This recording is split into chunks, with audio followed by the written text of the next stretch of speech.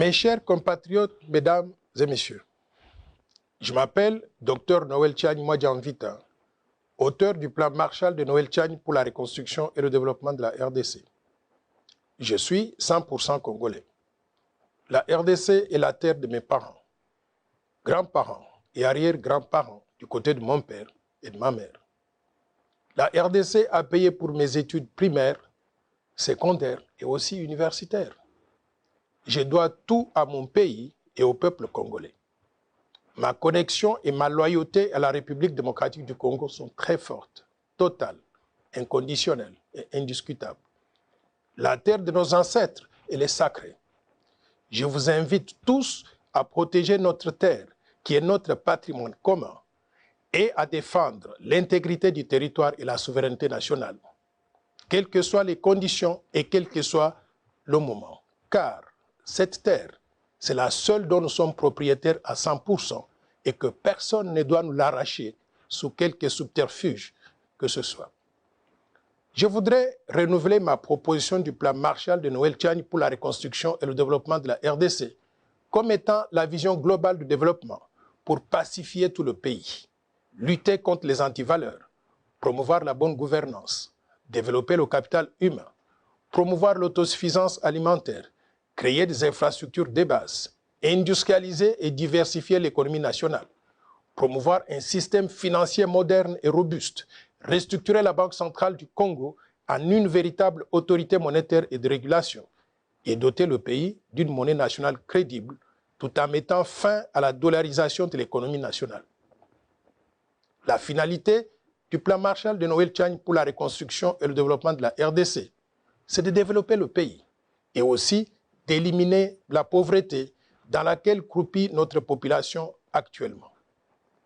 Le coût total du plan Marshall de Noël Tchagne pour la reconstruction et le développement de la RDC est estimé à 1000 milliards de dollars sur 15 ans pour faire progresser le produit intérieur brut par habitant de 450 dollars aujourd'hui à 15 000 dollars au moins en 15 ans, tout en créant au passage des emplois et en améliorant les conditions de vie de tous nos citoyens.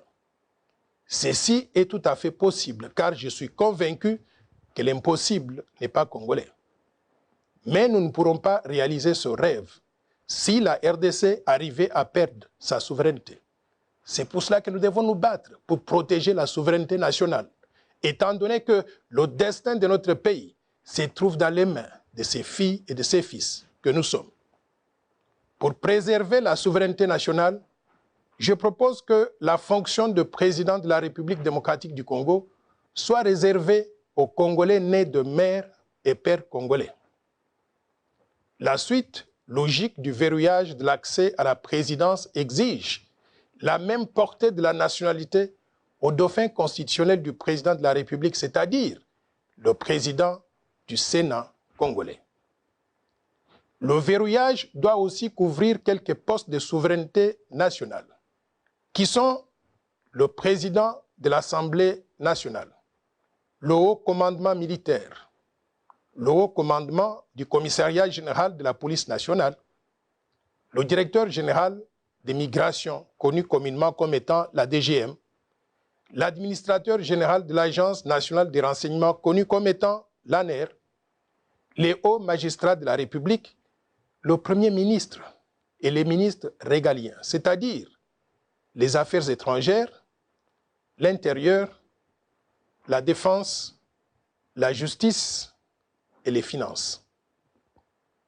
Beaucoup de compatriotes ont déjà compris les enjeux du fait de l'infiltration au sommet de l'État depuis plusieurs décennies dans notre pays.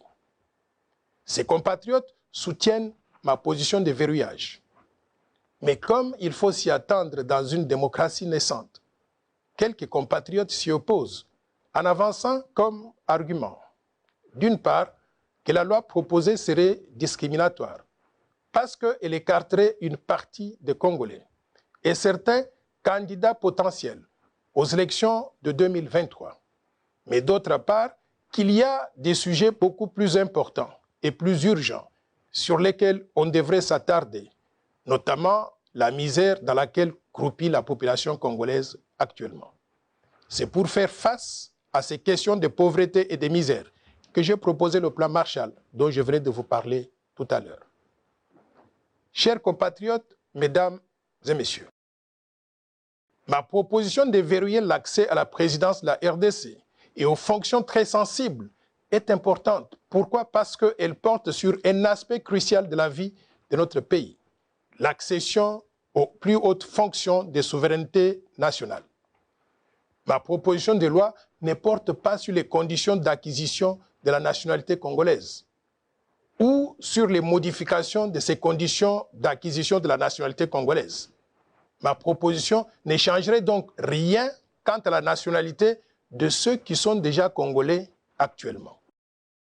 Je voudrais vous parler d'un article important de la Constitution qui parle de ces questions de nationalité. C'est l'article 10 de la Constitution de la République qui est très clair au sujet des conditions d'acquisition de la nationalité congolaise. Cet article stipule ce qui suit. La nationalité congolaise est une et exclusive. Elle ne peut être détenue concurremment avec aucune autre. La nationalité congolaise est soit d'origine, soit d'acquisition individuelle. Est congolais d'origine toute personne appartenant aux groupes ethniques dont les personnes et le territoire constituaient ce qui est devenu le Congo, c'est-à-dire actuellement la République démocratique du Congo au moment de l'indépendance le 30 juin 1960. Il y a une loi organique qui détermine les conditions de reconnaissance, d'acquisition, de perte et de recouvrement de la nationalité congolaise. Mes chers compatriotes, mesdames et messieurs, je propose aussi que les révisions prochaines de la Constitution de la République démocratique du Congo permettent aux Congolais ayant acquis des nationalités étrangères de recouvrer la nationalité congolaise d'origine, que personne ne doit perdre. Nous sommes nés Congolais, nous vivons Congolais, nous mourrons Congolais et nous serons enterrés Congolais. La nationalité congolaise, elle est sacrée. Personne ne peut l'arracher à qui que ce soit parmi nous. Sur le territoire national, tout Congolais devra se soumettre aux lois congolaises sans aucune possibilité d'invoquer une quelconque immunité du fait de la détention d'une nationalité étrangère. Au vu de l'histoire récente, il sera prudent, à mon avis, d'exclure la double nationalité avec tous les pays voisins de la RDC, et en particulier ceux qui ont eu des velléités d'occupation de la République démocratique du Congo, et ils sont connus. Chers compatriotes, mesdames et messieurs, depuis 1996, les armées du Rwanda, du Burundi et de l'Ouganda ont été rejointes sur le sol congolais par celles de Zimbabwe, de la Namibie, de l'Angola et de tous les pays du monde venus dans le cadre des opérations de maintien de la paix avec la MONUC d'abord et plus tard avec la MONUSCO. Ces soldats étrangers se sont accouplés avec les Congolaises et les Congolais, donnant naissance à des millions d'enfants qui sont tous Congolais d'après la Constitution actuelle. Nous acceptons tous ces enfants comme Congolais et ils ont droit à tout dans notre pays.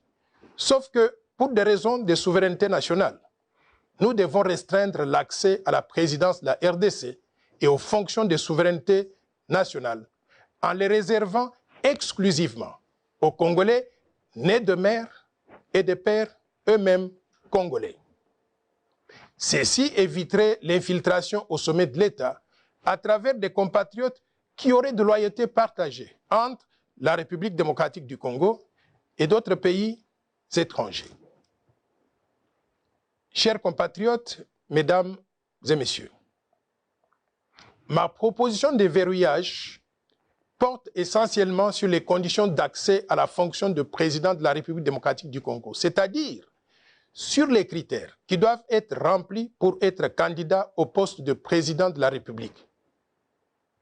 Pour le moment, ces critères sont définis par l'article 72 de la Constitution de la République démocratique du Congo qui stipule ce qui suit.